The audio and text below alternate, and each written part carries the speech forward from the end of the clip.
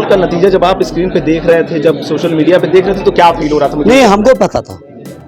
अलग अलग थ्योरी हैं। कुछ लोग कहते हैं शेयर मार्केट की वजह से, कुछ लोग कह रहे हैं कि पैकेज की वजह से, कुछ लोग कह रहे हैं कि कुछ गोद की वजह से। वो अलग पार्ट है। लेकिन जनता का, मैंने परसों भी कहा था, परिणाम से पहले और आज परिणाम के बाद भी कह रहा हूँ, जनता का एग्जैक्ट पोल ही आया है। तब मैं कह रहा हूँ कि 5 सीटें तो बेईमानी से हराई हैं। 5 तो मुझे जानकारी है, हो सकता ज़्यादा होंगी। जो लोग मैंडेट गिनते हैं, जो लोग वोट ऑफ परसेंटेज गिनाते हैं, पूरे देश के चुनावों की इस तरीके से समीक्षाएं करते हैं, आखिर बनारस के घटे हुए वोटों की भी तो समीक्षा होगी ना देश में। और मैं आज जीतने के बाद भी कहता हूँ, ये पूरी की पूरी जीत सदैव नेताजी का जो दिली लगाव रहा लोगों के साथ, जिस तरह से उन्होंने इस जिले को अपनी धड़कन माना, आरडी राष्ट्रीय अध्यक्ष जी ने अपना गढ़ माना, और जो जज्बात रहे इस जिले के साथ, ये पूरी की पूरी जीत उन्हीं लोगों को समर्पित है। वो 400 पार चाहते थे कि संविधान को संशोधित करेंगे, क्योंकि संविधान संशोधन में 2/3 से ज़्यादा बहुमत चाहिए था। लेकिन देश की जनता जागरूक जनता है, इसलिए जनता ने वहाँ तक नहीं पहुँचने दिया। और जहाँ भी पहुँचे हैं ये शुद्ध बेईमानी से पहुँचे हैं।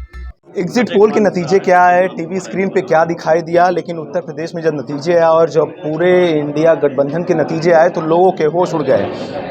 कैसे था बीजेपी को इतना बैकफुट पे ले जाने की क्या वजह थी, किस तरीके से उनकी रणनीति फेल हो गई समाजवादी पार्टी के सामने, इंडिया गठबंधन के सामने, ये हम जानेंगे। धर्मेंद्र यादव से हमारे साथ मौजूद हैं। सर, पहले तो जीत की बहुत बहुत धन्यवाद आपको। और ये बताइए कि एग्जिट पोल का नतीजा जब आप स्क्रीन पे देख रहे थे, जब सोशल मीडिया पे देख रहे थे, तो क्या फील हो रहा था? मुझे नहीं, हमको पता था। यार, आप परसों मैंने प्रेस कॉन्फ्रेंस की थी अपने पार्टी कार्यालय पर। उस प्रेस कॉन्फ्रेंस शायद आप थे या नहीं, अगर नहीं हो तो किसी साथी से क्लिपिंग निकालिएगा। उस समय भी हमने कहा था ये एग्जिट पोल है, मैनिपुलेटेड है, और कारण बहुत सारे हैं। अलग अलग थ्योरी हैं। कुछ लोग कहते हैं शेयर मार्केट की वजह से, कुछ लोग कह रहे हैं कि पैकेज की वजह से, कुछ लोग कह रहे हैं कि कुछ गोद की वजह से। वो अलग पार्ट है। लेकिन जनता का, मैंने परसों भी कहा था, परिणाम से पहले और आज परिणाम के बाद भी कह रहा हूँ, जनता का एग्जैक्ट पोल ही आया है। और अगर कुछ सीटों पर बेईमानी न की गई होती, उदाहरण के तौर पे बांसगांव, फूलपुर, फर्रुखाबाद, अलीगढ़, मेरठ जैसी कई सीटों पर अगर बेईमानी नहीं की गई होती तो हम लोग 50 से 55 सीटें जीतते। तब हम जो परसों इस बात को कह रहे थे, तो आप सब मीडिया के लोग भी बहुत कम लोग होंगे जो गंभीरता से ले रहे थे इस बात को। लेकिन जो जनता के परिणाम है, परिणामों में जो अंतर आया है, ये माननीय अखिलेश यादव जी की शानदार रणनीति, जनता के प्रति उनके जो संवेदनशील मुद्दे हैं, जो लगातार वो जनता के मुद्दों पे खड़े रहे, वो सामने आए, परिणाम के तौर पे सामने आए। ये सीटें तो मैं बता रहा हूँ, जो कि अभी मैं आजमगढ़ से बाहर नहीं जा पाया हूँ, बाहर के लोगों से भी संपर्क भी नहीं कर पाया, यहाँ के लोगों के बीच में हूँ। तब मैं कह रहा हूँ कि 5 सीटें तो बेईमानी से हराई हैं।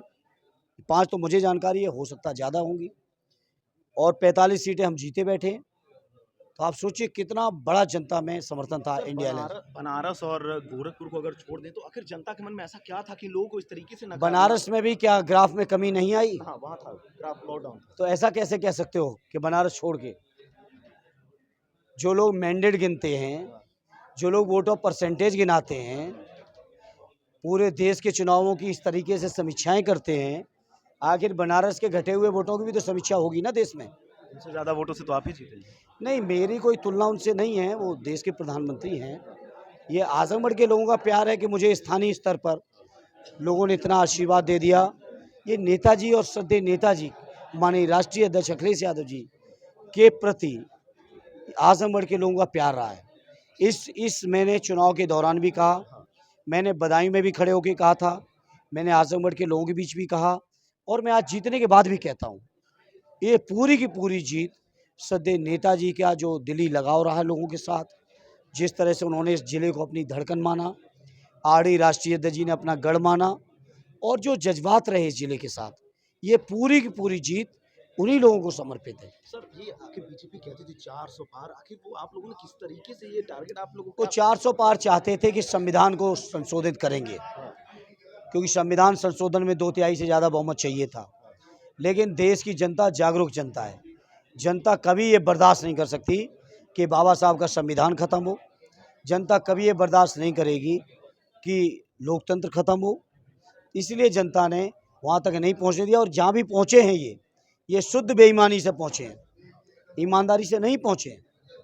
मुल्लू जमाली जी का फैक्टर तो काम कर गया। हाँ बिल्कुल, बहुत अच्छा समर्थन मिला जमाली साहब का, और निश्चित तौर पे एक अच्छा समर्थन उनका भी मिला और पूरी पार्टी का मिला। किसी को मैं ये नहीं कह सकता किसी का योगदान कम है। सर आखिरी सवाल ये है कि बीजेपी की ये कहती थी कि जो आपकी सरकार में जो आजमगढ़ में काम हुए थे उसकी बड़ी बदहाल स्थिति थी, तो क्या ये माना जाए कि अब जनता की मोहर लगाने के बाद उनके क्या कहते थे क्या नहीं कहते थे, हाँ। जनता ने मोहर लगा दी, अब उसकी समीक्षा का विषय ही नहीं रहा। नहीं, आप अगर सांसद हैं तो क्या जैसे यहाँ पे यूनिवर्सिटी है, ये तमाम चीज़ों देखिए, मैंने जो वादे जनता के बीच कहे थे हाँ। पूरे चुनाव में कहा और लोगों ने मेरी बात पसंद आई। मैंने, आप लोग जर्नलिस्ट लोगों का प्रोग्राम हुआ था उसमें भी मैंने कहा था कि अनमुनन लोग जब चुनाव लड़ते हैं तो झूठे सांचे वादे बहुत करते हैं। चूँकि मैं 15 साल MP रह चुका हूँ, मुझे अनुभव है क्या काम संभव है, क्या काम नहीं संभव है। इसलिए पूरे चुनाव में मैंने एक भी वादा ऐसा नहीं किया जो करने योग्य पूरा करने योग्य ना हो। इसलिए मैं कह सकता हूँ जो मेरे पास ताकत है, जो मेरी पार्टी के पास ताकत होगी, उसका पूरा उपयोग आजमगढ़ की तरक्की में करूँगा। 5 साल अगर अब आपको अगर खोजना हो तो आजमगढ़ की जनता कहाँ खोजेगी? बिल्कुल आजमगढ़ के अंदर खोजेगी, बिल्कुल। दफ्तर में खोजेगी, घर में खोजेगी, और यहीं मिलेंगे, निर्धारित समय के साथ मिलेंगे। और उसके लिए अब ये दिल्ली के औपचारिकताएं पूरी हो जाने दीजिए, सब चीज़ व्यवस्थित होगी। तो आपने साफ तौर पे देखा कि धर्मेंद्र यादव हमारे साथ मौजूद थे, उन्होंने कहा कि अब उन्हें कहीं खोजने की ज़रूरत नहीं है, वो आजमगढ़ में ही सबको मिलेंगे। अवनीश उपाध्याय, न्यूज़ वाला, आजमगढ़।